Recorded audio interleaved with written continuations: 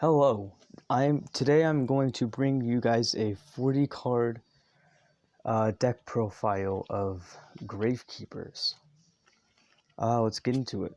First things first, we have Gravekeeper's Oracle. I contribute 1 Gravekeeper's monsters or 3 other monsters, and he gains an effect in sequence in order of the amount of Gravekeeper's monsters contributed.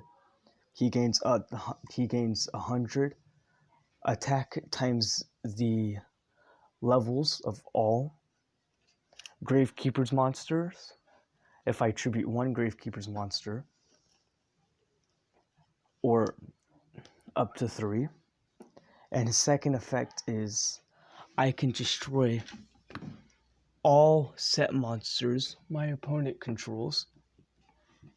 And then his third effect is if I tribute 3 Gravekeeper's monsters, all monsters my opponent controls loses 2000 attack and defense. I don't really use him for his effect. I mainly use him for his level, for the Gravekeeper's fusion monster, and you'll see why later. Next, we have Gravekeeper's Visionary. Basically, I contribute 1 Gravekeeper's monster to summon him, and he gains 200 attack equal to the number of Gravekeeper's monsters in my graveyard.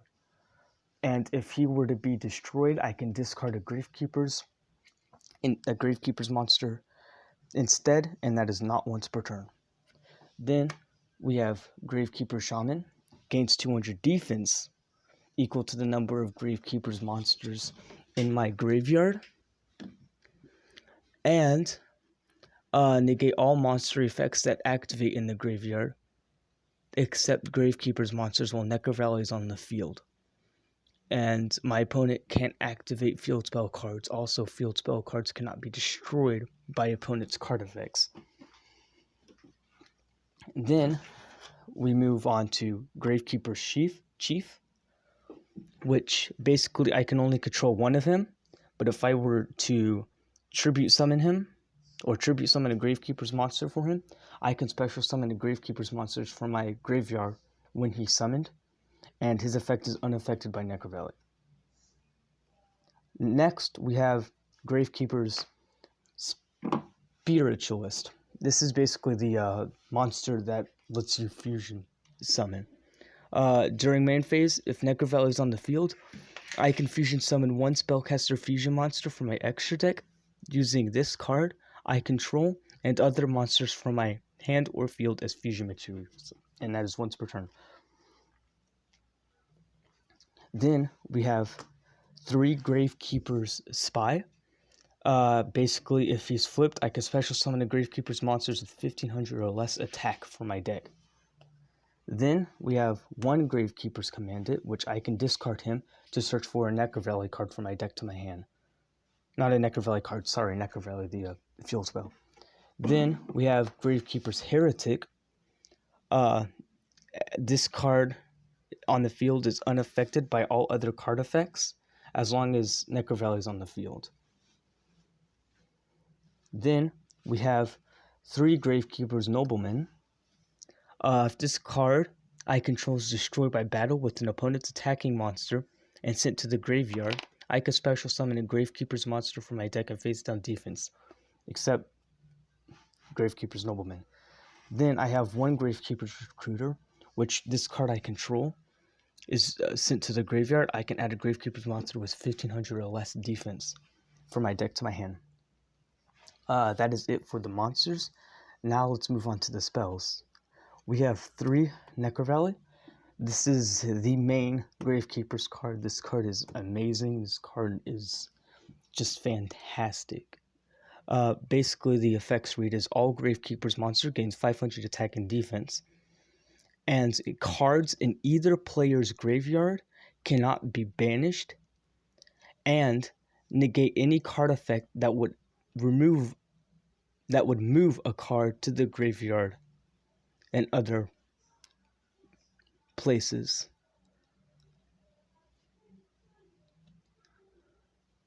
So, yeah. So cards can't be banished and cards can't be moved from the graveyard to anywhere else other than like if a card targets itself to move itself to the graveyard, to somewhere else. Then we have 3 hidden Temples of Necro Valley. This card is really great too. I see a lot of deck builds with either runs 2 or none of these. I personally run 3. I want to see as much of these as possible. This is a great card, and basically activate only if both the Gravekeeper's monster and Necro Valley are on the field. Neither player can special summon monsters except Gravekeeper's monsters. If either a Gravekeeper's monster or Necro Valley is not on the field, destroy this card.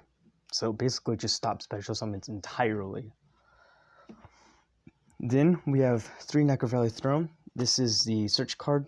Don't really ever use it for the second normal summon, but once per turn I can add a Gravekeeper's monster from my deck to my hand, or I can normal summon a free normal summon after this card resolves.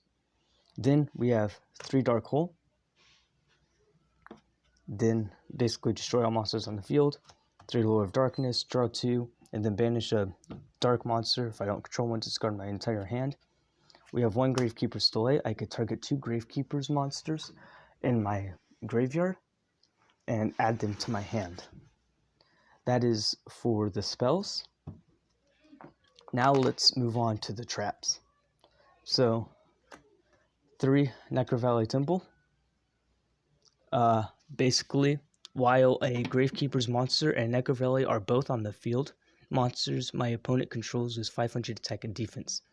Once per turn during the main phase, if you control or I control no card in my field zone, I can activate a Necro Valley directly from my hand or graveyard. And it's a trap card, so activate during either player's turn, and it's continuous.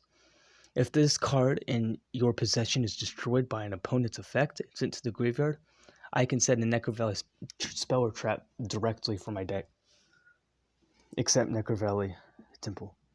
Then we have 2 Imperial Tomes of Necro Valley. This is basically the Omni Negate. When a spell card, trap card, or monster effect is activated, while Gravekeeper's monster and Necro Valley are on the field, negate and destroy the card. And of course, that's once per turn. Then we have 2 Rite of Spirits. Target a Gravekeeper's monster in my graveyard. Special summon that target. This card's activation and effects are unaffected by Necro Valley. Then we have a Metaverse. Basically, I can take a field spell from my deck and either activate or add it to my hand. So that is it for the main deck. Now let's move on to the extra deck, which is simple. It's just 3 Gravekeeper's Supernaturalists. Gravekeeper's Supernaturalists effect is gains attack and defense equal to the combined original levels of the material used for its fusion summon times 100. So attack and defense, so it's already at 2000 attack, plus the 400 because level 4 Supernaturalist, and 1000 because level 10. So that makes it 1400 added on, which is 3400 plus Necro Valley is 3900. Like, that gets over a lot of big monsters. Basically, while Necro Valley is on the field, this card and any card in my field zone can't be destroyed by card effects during your main phase. You can activate this effect during the end phase of this turn, add a Gravekeeper's monster or 1 Necro Valley card from my deck to my hand, and I can only use the effect once per turn.